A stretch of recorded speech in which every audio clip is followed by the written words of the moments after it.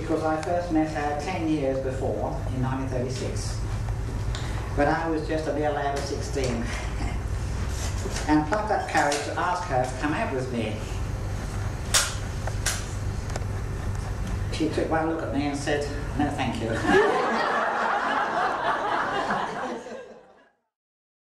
He asked me if I'd like to go out with him. Well, as he always says, I looked him up and down, and he'd got on a pork pie hat. Horrible. I thought I couldn't possibly go out with anybody with a pork pie hat on. And I looked at him, so he tells me, and I said, "No, thank you, I'd rather not." Horrible girl, wasn't I? And I never really sort of thought any more about her. Not for many, many years, until the war. We were in Cairo, and we had a dance every week. There was, of course, many more service girls than there was men, about, many, many more.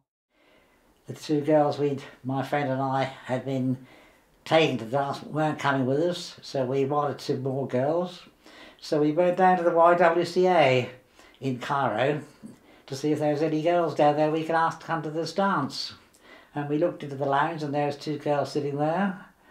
And we went over and introduced ourselves, and we said that we were going to this dance, and we wondered if they would like to come with us. At that time,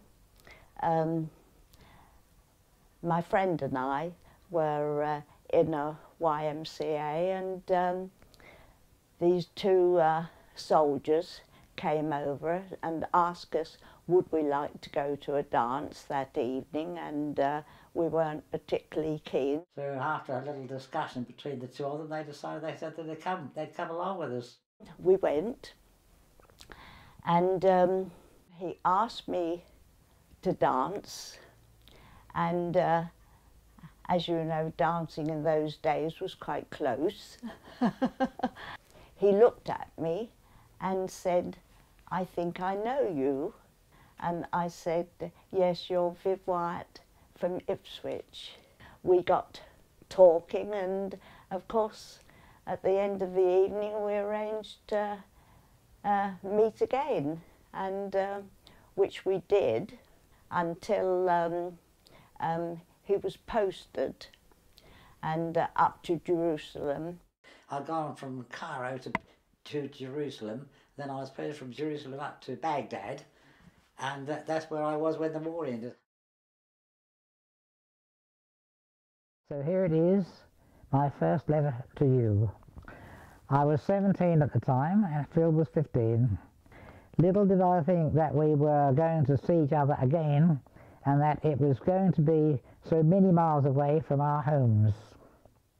But we did, with results as you know. That's when he proposed, and so we went into Cairo and bought a ring, and so we got engaged in Cairo. That I will do all I can to make her very happy. You see, I love her very much. Things were rationed after the war, and my wedding dress I borrowed from a friend of mine. She was, I'm 5 foot and she was 5'8", so you can guess I had a pretty large hem. I borrowed my headdress and all that I could, and we were married at the Tower Church. I had my sister, who was 8 years younger than myself, and a cousin who were bridesmaids, and we had to use some precious coupons to get the material to make them a dress, and I made the headdresses. It was a hard job to find a venue to have a reception, but we ended up in a museum, in the rooms at a museum, and we had to go through past a woolly mammal to get there, which amused everybody. That was at the Ipswich Museum. Marriage means everything to me. My life really started when I met my wife, and we were engaged and eventually got married, and I had a wonderful life ever since. Unforgettable, that's what you are. Unforgettable.